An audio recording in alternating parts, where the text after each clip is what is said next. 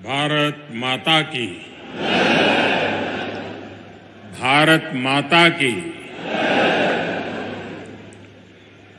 मध्य प्रदेश के गवर्नर श्री मंगूभाई पटेल, मुख्यमंत्री भाई शिवराज जी, केंद्रीय मंत्रिमंडल के मेरे सहयोगीगण, पंचायती राज मंत्रालय का नेतृत्व कर रहे भाई गिरिराज जी, विधायकगण, सांसदगण, अन्य सभी महानुभाव और बड़ी संख्या में यहां पधारे मेरे प्यारे भाइयों और बहनों, रीवा की इस ऐतिहासिक धरती से मैं मां विंध्यवासिनी को प्रणाम करता हूं। ये धरती शूरवीरों की है, देश के लिए मर मिटने वालों की है।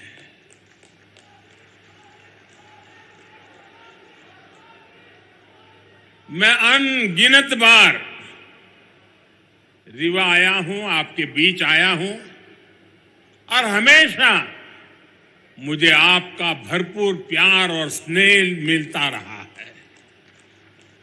आज भी इतनी बड़ी संख्या में आप सभी लोग हमें आशीर्वाद देने आए हैं। मैं आप सभी का हृदय से आभार व्यक्त करता हूं। आप सभी को देश की 2.5 लाख से अधिक पंचायतों को राष्ट्रीय पंचायती राज दिवस की बहुत बहुत शुभकामनाएं। आज आपके साथ ही 30 लाख से ज्यादा पंचायत प्रतिनिधि भी हमारे साथ वर्चुअली जुड़े हुए हैं। ये निश्चित रूप से भारत के लोकतंत्र की बहुत ही सशक्त तस्वीर है। हम सभी जनता के प्रतिनिधि हैं। हम सभी इस देश के लिए, इस लोकतंत्र के लिए समर्पित है। काम के दायरे भले ही अलग अलग हो, लेकिन लक्ष्य एक ही है, जन सेवा से राष्ट्र सेवा। मुझे खुशी है कि गांव गरीब का जीवन आसान बनाने के लिए जो भी योजनाएं केंद्र सरकार ने बनाई हैं, उन्हें हमारी पंचायतें पूरी निष्ठा से जमीन पर उतार रही है। भाई और बहनों, आज यहां ई ग्राम स्वराज और ई ग्राम पोर्टल को मिलाकर जो नई व्यवस्था लॉन्च की गई है, उससे आपका काम और आसान होने वाला है। पीएम स्वामित्व योजना के तहत भी देश के 35 लाख ग्रामीण परिवारों को प्रॉपर्टी कार्ड दिए गए हैं।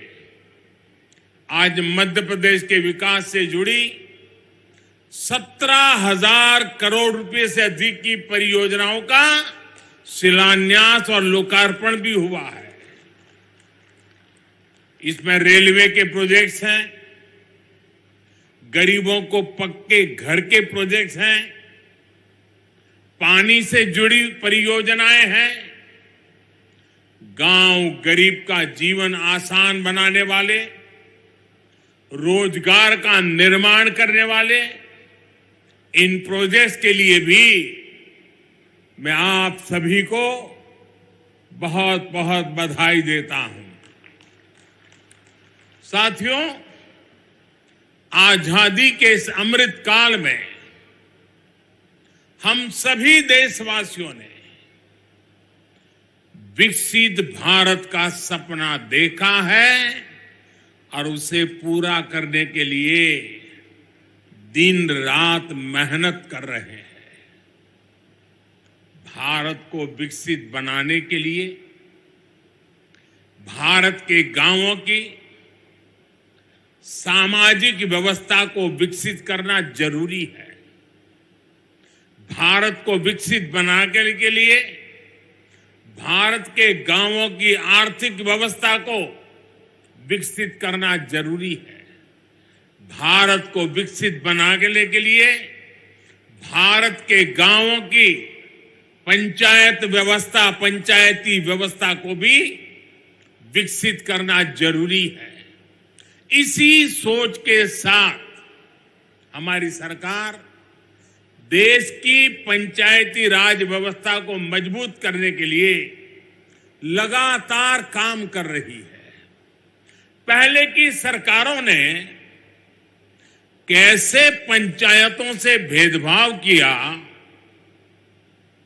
और उनसे उल्टा कैसे हम उन्हें सशक्त कर रहे हैं, पंचायतों में सुविधा बढ़ा रहे हैं, ये आज गांव वाले भी देख रहे हैं, देश के लोग भी देख रहे हैं। 2014 के पहले पंचायतों के लिए वित्त आयोग का अनुदान 17,000 करोड़ रुपए से भी कम था। आंकड़ा याद रखोगे आप? आंकड़ा याद रखोगे? कुछ आप बताओगे तो मुझे पता चलेगा। याद रखोगे? 14 के पहले 17,000 करोड़ से कम। क्या इतनी कम राशि से इतना बड़ा देश, इतनी सारी पंचायतें कैसे अपना काम कर पाती? 2014 में हमारी सरकार आने के बाद पंचायतों को मिलने वाला ये अनुदान 70,000 से बढ़ाकर 2 लाख करोड़ रुपए से ज्यादा हो गया है। आप बताएंगे मैंने कितना बताया? पहले कितना था, अब कितना हुआ? चला जाए साहब। अब आप अंदाज लगा सकते हैं काम कैसे करते हैं। मैं आपको 2 और उदाहरण देता हूं। 2014 से पहले के 10 वर्षों में, मैं उन 10 साल की बात करता हूं, केंद्र सरकार की मदद से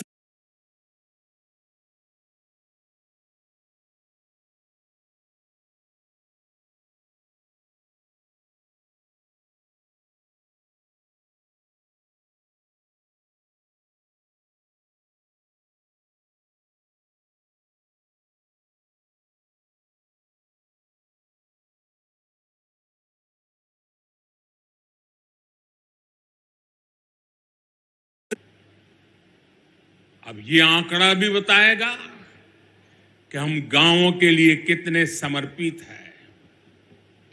पहले की सरकार ने ग्राम पंचायतों तक ऑप्टिकल फाइबर पहुंचाने की योजना भी शुरू की थी, लेकिन उस योजना के तहत देश की 70 से भी कम, 100 भी नहीं, 70 से भी कम ग्राम पंचायतों को ऑप्टिकल फाइबर से जोड़ा गया था।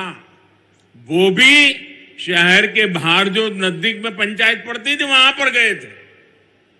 ये हमारी सरकार है जो देश की 2 लाख से ज्यादा पंचायतों तक ऑप्टिकल फाइबर को ले गई है।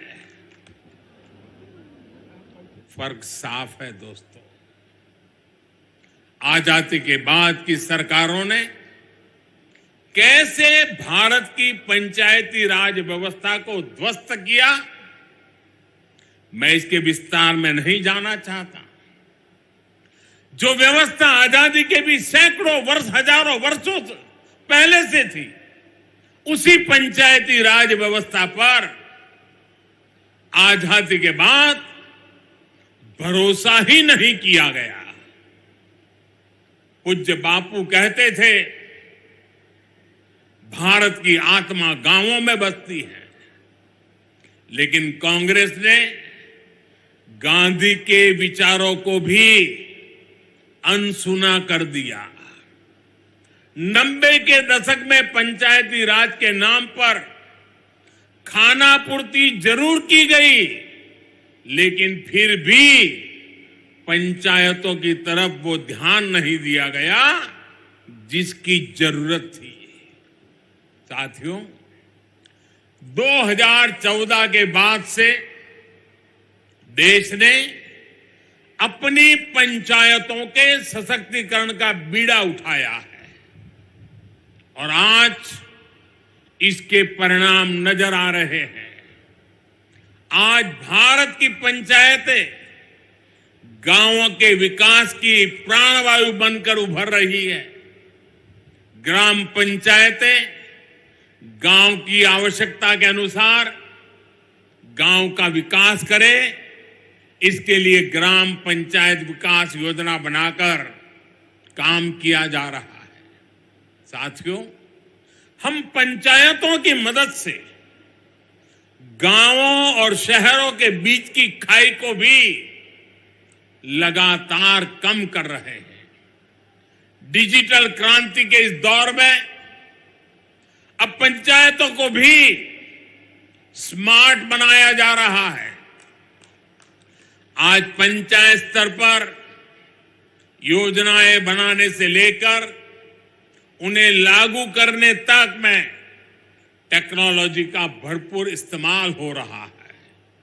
जैसे आप लोग अमृत सरोवर पर इतना काम कर रहे हैं, इन अमृत सरोवरों के लिए जगह चुनने में, काम पूरा करने में हर स्तर पर टेक्नोलॉजी का खूब इस्तेमाल हुआ है। आज यहां ई ग्राम स्वराज जेम इंटीग्रेटेड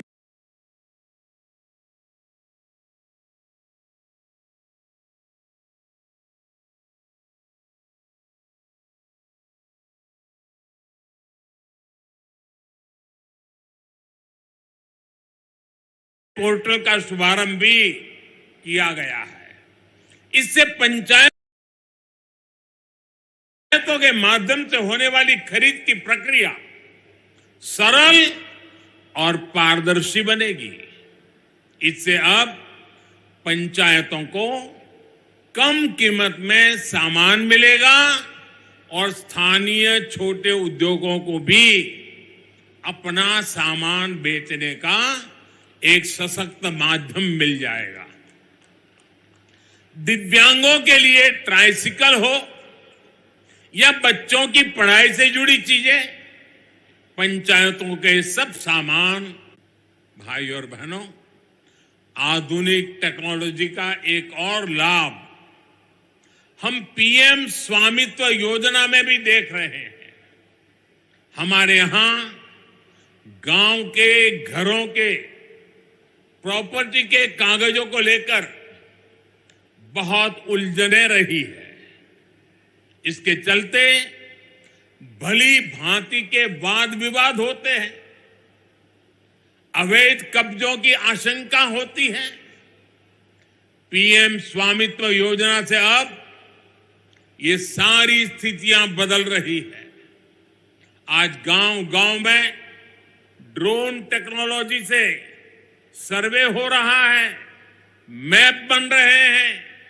इसके आधार पर बिना किसी भेदभाव के कानूनी दस्तावेज लोगों के हाथ में सौंपे जा रहे हैं।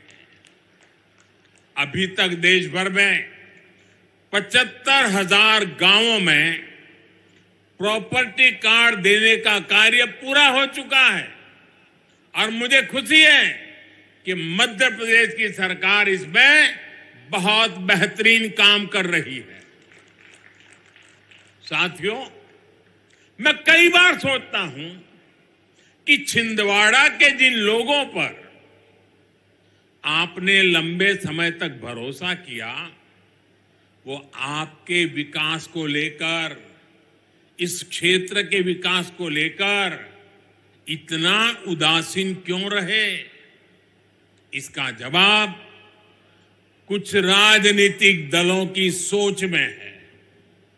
आजादी के बाद जिस दल ने सबसे ज्यादा समय तक सरकार चलाई, उसने ही हमारे गांवों का भरोसा तोड़ दिया।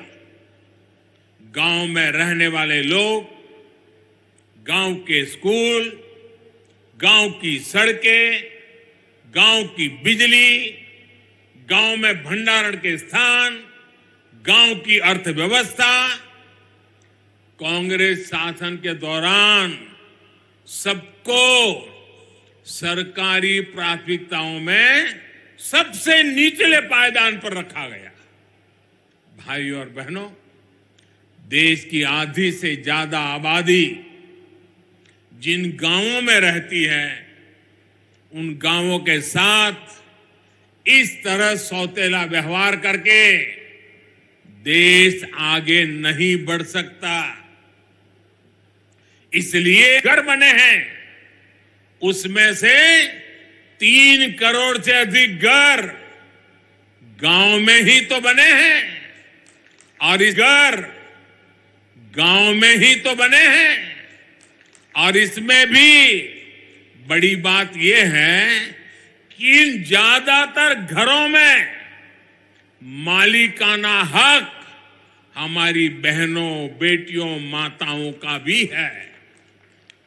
हमारे यहां एक ऐसी ट्रेडिशन चली, घर हो तो पुरुष के नाम पर, दुकान हो पुरुष के नाम पर, गाड़ी हो पुरुष के नाम पर, खेत हो पुरुष के नाम पर, महिलाओं के नाम पर कुछ होता ही नहीं था। हमने ये रिवाज बदला है और मालिकाना हक हमारी माताएं, बहनें, बेटियां बने। साथियों, भाजपा की सरकार ने देश की करोड़ों महिलाओं को घर की मालकिन बनाया है। और आप जानते हैं, आज के समय में पीएम आवास का हर घर लाख रुपए से भी ज्यादा कीमत का होता है।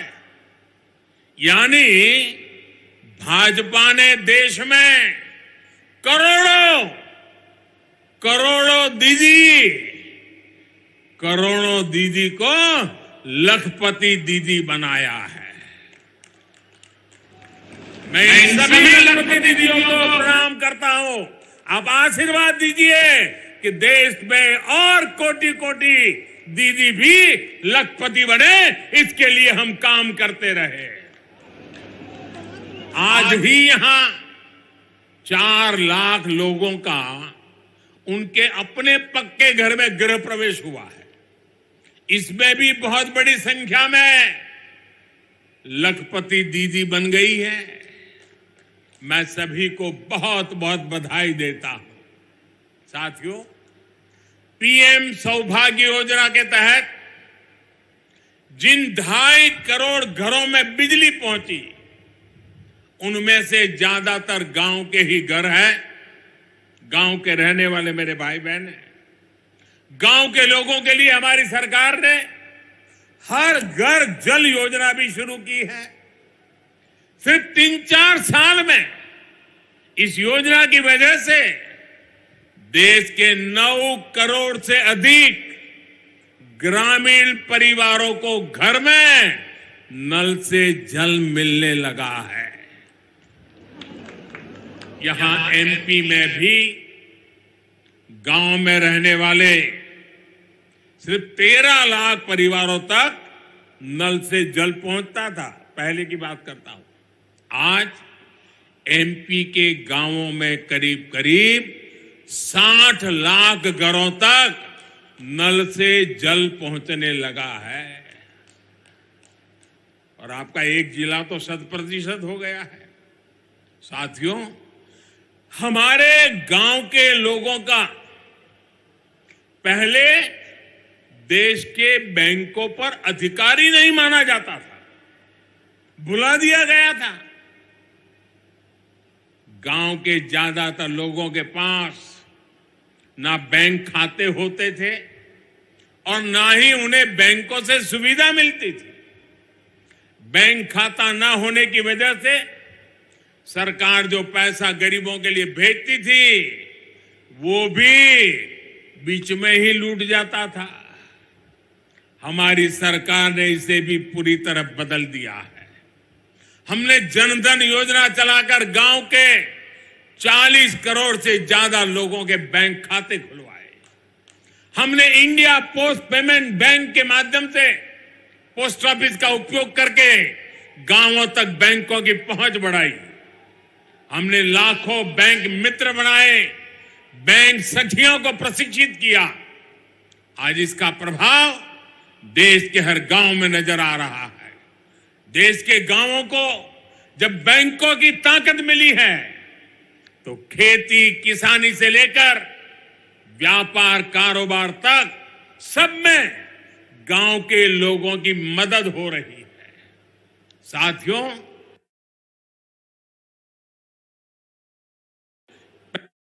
पहले की सरकारों ने भारत के गांवों के साथ एक और बड़ा अन्याय किया था। पहले की सरकारें गांव के लिए पैसे खर्च करने से बचती थी। गांव अपने आप में कोई वोट बैंक तो था ही नहीं, इसलिए उन्हें नजरअंदाज किया जाता।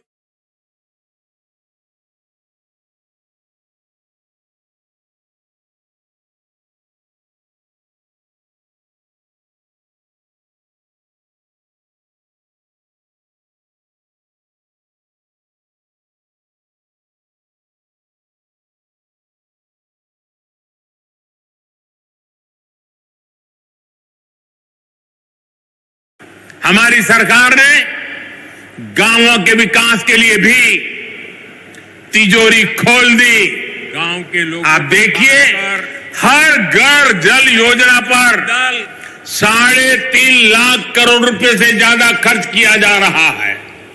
पीएम आवास योजना पर भी लाखों करोड़ रुपए खर्च किए जा रहे हैं। दशकों से अधिक अधूरी पड़ी सिंचाई परियोजनाओं को पूरा करने के लिए 1 लाख करोड़ रुपए खर्च किए जा रहे हैं। पीएम ग्रामीण सड़क योजना पर भी हजारों करोड़ रुपए खर्च किए जा रहे हैं। पीएम किसान सम्मान निधि के तहत भी सरकार ने करीब 2.5 लाख करोड़ रुपए सीधे किसानों के बैंक खातों में भेजे हैं। यहां एमपी के लगभग 90 लाख किसानों को भी 18,500 करोड़ रुपए इस योजना के तहत मिले हैं।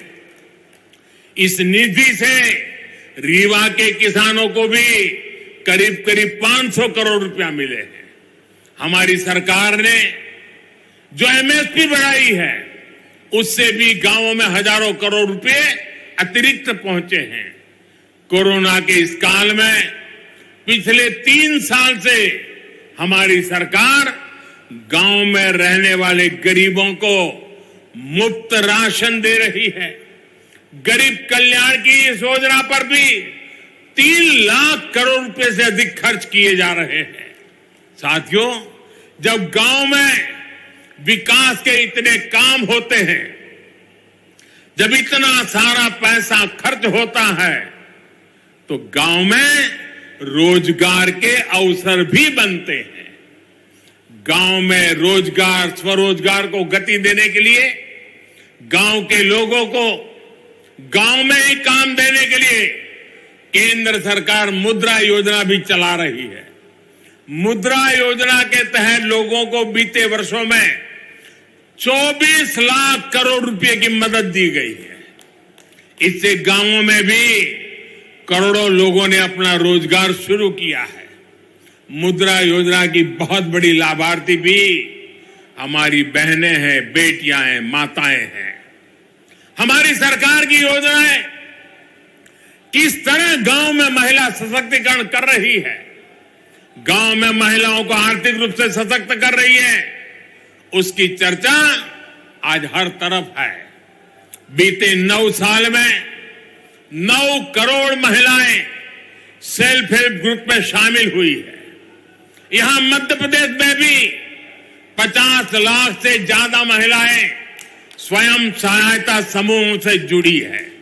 हमारी सरकार में हर स्वयं सहायता समूह को बिना बैंक गारंटी 20 लाख रुपए तक का ऋण दिया जा रहा है।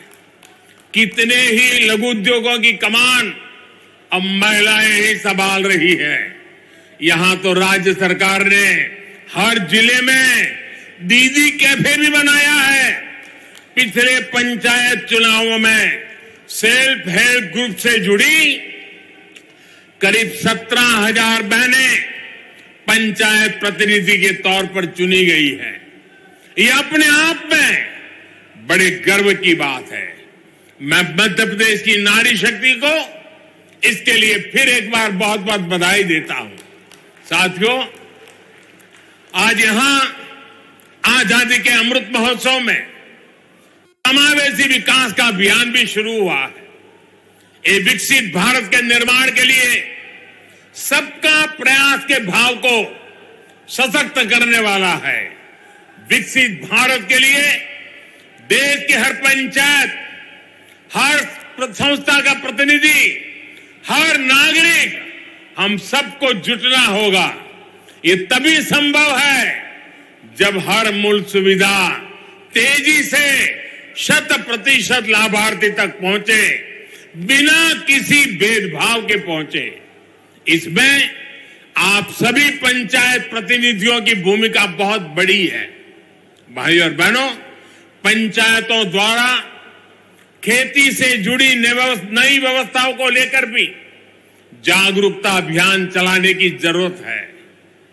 प्राकृतिक खेती को लेकर आज देश में बहुत व्यापक स्तर पर काम चल रहा है।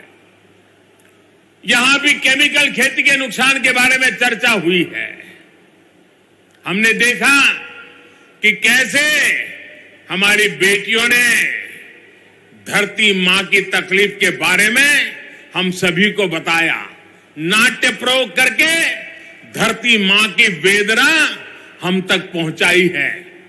केमिकल वाली खेती से धरती मां का जो नुकसान हो रहा है, बहुत ही आसान तरीके से हमारी इन बेटियों ने सबको समझाया है। धरती की ये पुकार हम सभी को समझनी होगी। हमें हमारी मां को मारने का हक नहीं है। ये धरती हमारी मां है, उस मां को मारने का हमें अधिकार नहीं है। मेरा आग्रह है कि हमारी पंचायतें प्राकृतिक खेती को लेकर जन जागरण अभियान चलाए। छोटे किसान हो, पशुपालक हो, मछुआरे भाई बहन हो, इनकी मदद के लिए जो अभियान केंद्र सरकार चला रही है, उसमें भी पंचायतों की बड़ी भागीदारी है। जब आप विकास से जुड़ी हर गतिविधि से जुड़ेंगे तो राष्ट्र के सामूहिक प्रयासों को बल मिलेगा। यही अमृत काल में विकसित भारत के निर्माण की ऊर्जा बनेगी। साथियों, आज पंचायती राज दिवस पर मध्य प्रदेश विकास को नई गति देने वाली कई और परियोजनाओं का शिलान्यास और लोकार्पण हुआ है। Chhindwara Nainpur Mandla fort rail line के बिजलीकरण से इस क्षेत्र के लोगों की दिल्ली, चेन्नई और हावड़ा, मुंबई तक कनेक्टिविटी और आसान हो जाएगी। इसका बड़ा लाभ हमारे आदिवासी भाई बहनों को भी होगा। आज छिंदवाड़ा नैनपुर के लिए नई ट्रेनों भी शुरू हुई है। इन नई ट्रेनों के चलने से कई कस्बे और गांव अपने जिला मुख्यालय छिंदवाड़ा सिवनी से सीधे जुड़ जाएंगे। इन ट्रेनों की मदद से नागपुर और जबलपुर जाना भी आसान हो जाएगा। आज जो रीवा इतवारी छिंदवाड़ा नई ट्रेन चली है, उससे भी अब सिवनी और छिंदवाड़ा सीधे नागपुर से जुड़ जाएंगे। ये पूरा क्षेत्र तो अपने वन्य जीवों के लिए बहुत प्रसिद्ध है। यहां की बढ़ती हुई कनेक्टिविटी यहां पर्यटन भी बढ़ाएगी और रोजगार के नए अवसर भी बनाएगी। इसका बड़ा लाभ यहां के किसानों को होगा, विद्यार्थियों को होगा, रेलवे के डेली पैसेंजर्स को होगा, छोटे कारोबारी और दुकानदारों को होगा। यानी डबल इंजन की सरकार ने आज आपकी खुशियां भी डबल कर दी है। साथियों, आज मैं आपका एक और बात के लिए आभार व्यक्त करना चाहता हूं। अभी शिवराज जी ने बड़े विस्तार से वर्णन किया कि इस रविवार मन की बात के 100 एपिसोड पूरे हो रहे हैं। आप सभी के आशीर्वाद, आप सभी के स्नेह और आपके योगदान की वजह से ही मन की बात आज इस मुकाम तक पहुंचा है। मध्य प्रदेश के अनेकों लोगों की उपलब्धियों का जिक्र मैंने मन की बात में किया है। यहां के लोगों की लाखों चिट्ठियां और संदेश भी मुझे मिलते रहे हैं। इस बार रविवार को मन की बात में फिर आपसे मिलने के लिए मैं भी बहुत इंतजार कर रहा हूं, क्योंकि सेंचुरी है ना, और हमारे यहां तो सेंचुरी का जरा महत्व ज्यादा ही होता है। आप हर बार की तरह रविवार को अवश्य मेरे साथ जुड़िएगा। इसी आग्रह के साथ मैं अपनी बात समाप्त करता हूं। एक बार फिर आप सभी को पंचायती राज दिवस की अनेक अनेक शुभकामनाएं देता हूं। बहुत बहुत धन्यवाद। भारत माता की, भारत माता की, भारत माता की। बहुत बहुत धन्यवाद माननीय प्रधानमंत्री श्री नरेंद्र मोदी जी। आपके साथ साथ मंच पर आसीन माननीय राज्यपाल महोदय, माननीय मुख्यमंत्री महोदय, माननीय केंद्रीय मंत्रीगण, राज्य सरकार के माननीय मंत्रीगण, माननीय सांसदगण, माननीय विधायकगण, सभी का